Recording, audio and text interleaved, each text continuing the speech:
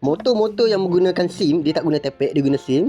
Apabila korang grinding sebelah aja, satu je, apabila dia sangat ketara, mungkinlah korang grinding ni sebab dia ada isu. Lepas tu dia ketara sangat dia punya makan dia. Maksudnya korang grinding ni mungkin dia menjejaskan 0.25 ke berapa ke, banyak tenggelam lah valve tu. So valve ni makin korang grinding, dia makin timbul dekat sini. Dia makin naik. Valve ni makin turun. Yang ni dia makin turun. Kat belakang tu dia makin timbul. Okay, so bila makin timbul, SIM yang korang perlukan adalah makin kecil. Bila makin kecil, kalau katalah sebelah ni saiz 200, contoh sebelah saiz 200, sebelah ni saiz 300, ataupun 200 ni 250, ataupun apa-apa saiz yang membezakan sangat ketara kiri kanan, risiko untuk SIM tercabut tu agak tinggi.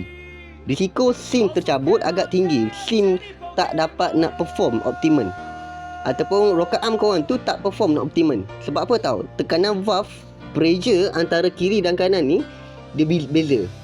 So yang ni dia nak kena kaut lagi tinggi, yang ni nak kena tolak dia rendah. So kanan kiri kanan ni dia tak rata. Risiko tu tak adalah tinggi, tapi dalam jangka masa yang lama dia akan ada efek. Okey? Tapi walaupun dia tidak berisiko sekalipun, apa kata alang-alang korang buat tu, biar kasih cung kiri kanan. Kalau kata nombor tu lebih kurang jauh-jauh sikit-sikit tu okey lah. Tapi kalau dah ketara sangat 2/0 dengan 3/0 tu jauh sangat, 1 mm beza.